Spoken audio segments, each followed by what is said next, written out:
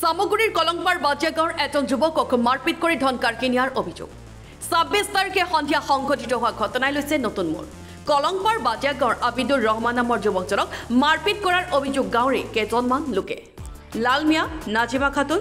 ইলিয়াছ আনসাৰী ৰাবুল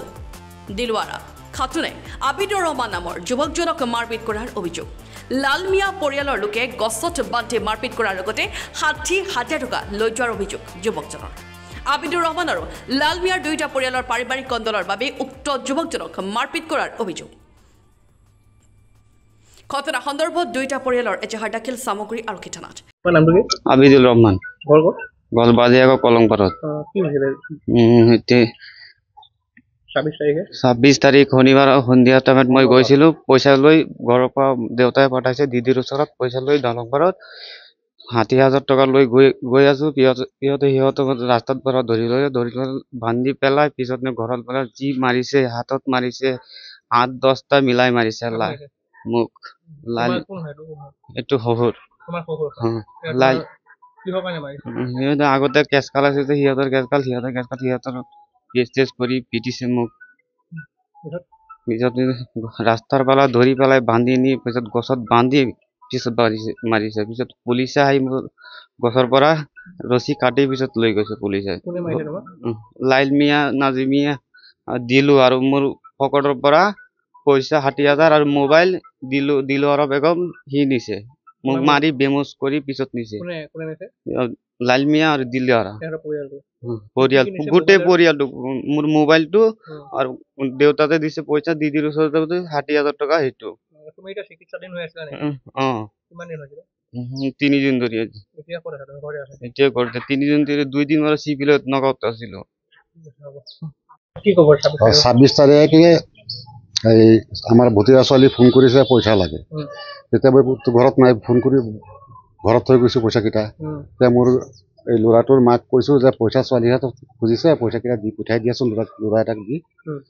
পইচাকেইটা লৈ গৈ আছে সিহঁতৰ ঘৰৰ সন্মুখত যোৱাৰ লগে লগে ল'ৰাটোক ধৰিলে এই লালমিয়াৰ ঘৰৰ সন্মুখত পিছত বাপেক পিতেকে ধৰিলে ধৰি পেলাই চিঞৰ বাখৰ কৰিলে পিছত গোটেই পৰিয়াল আহিলে সিহঁতৰ ঘৰত মাইকী আহিলে ছোৱালী আহিলে নি পেলাই একেবাৰে ঘৰৰ ভিতৰত লৈ গ'ল নি পেলাই যেনেকা ৰডেৰে মাৰিব লাগে মাৰিছে ২-৩ বাটামেৰে মাৰিছে মাৰি পেলাই মানে একদম বেহুচ কৰি পিছত আনি কঁঠাল গছত বান্ধিছে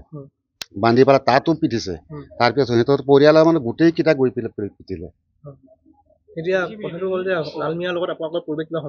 সম্পৰ্ক মানে বেয়া হৈছিল ল'ৰা বিয়া পাতিছে হয় সম্বন্ধ আছে তাৰ লগত এতিয়া কথা হ'ল যে আপোনাৰ ল'ৰাটোক যে পিটিছে তাৰ কাৰণে আপোনাক এফআইআৰ দিছে এফআইআৰ দিছো আমি মংগলবাৰে এফআইআৰ দিছো ২৬ তাৰিখ এফআইআৰ দিয়া হৈছে ন আৰু এতিয়া ল'ৰাজনে তেওঁলোকে অভিযোগ কৰিছে যে তেখেতে পইচা আৰু মোবাইলটো লৈ গৈছে হয় কিমান পইচা আছিল পইচা ৬০,০০০ আছিল আৰু মোবাইল আছিল এতিয়া কথা হ'ল লাল মিয়া পৰিয়ালে আমাক অভিযোগ কৰিছিলে আমি যোনদিনা বাতৰি কৰিছিলো তেওঁলোকে কৈছে যে সি আবিদুৰ ৰহমানে গৈ পেলাই তেখেতৰ ঘৰত গৈ শিলগুটি মাৰে অসুবিধা দিয়ে তেখেতক এইটো মানে সেইটো চাল সেইটো নহ'লে কেনেকৈ ধৰিব ল'ৰাটোক সিহঁতে মেইন হেৰি বস্তুটো বনাই লৈছে যে ল'ৰাটোক ধৰিবলৈ পিটিব লাগে সেইটো বস্তু কাহিনীটো বনাই লৈছে তেওঁলোকে মানে কাহিনী বনাই লৈছে যে আহিলে মানে সুৰুজেইটো প্লেনটো সুৰুজে শিকাই দিছে এই লালমিয়া ভাইক সুৰুজে মানে শিকাই অলৰেডি সুৰুজৰ বুদ্ধি সেইটো সুৰুজে শিকাই দিছে এইফালেদি ল'ৰাটোক হ'লেই ধৰিবি ধৰি পেলাই কিবা এটা প্লেন লৈ যিমান পিটিব লাগে পিটি পেলাই গছত বান্ধি তুমি পিছত মই পুলিচত মাতিম আৰক্ষীটো কেছ দিলো ২৬ তাৰিখে কেছ দিলো কোনো হেৰি পোৱা নাই আৰক্ষীক অনুৰোধ এইটো যে তদন্ত কৰি আসামীকেইটা ধৰে এৰেষ্ট কৰে ৰূপহী হাটৰ পৰা আশৰাফুল ইছলামৰ ৰিপৰ্ট এণ্ড ফৰ আছাম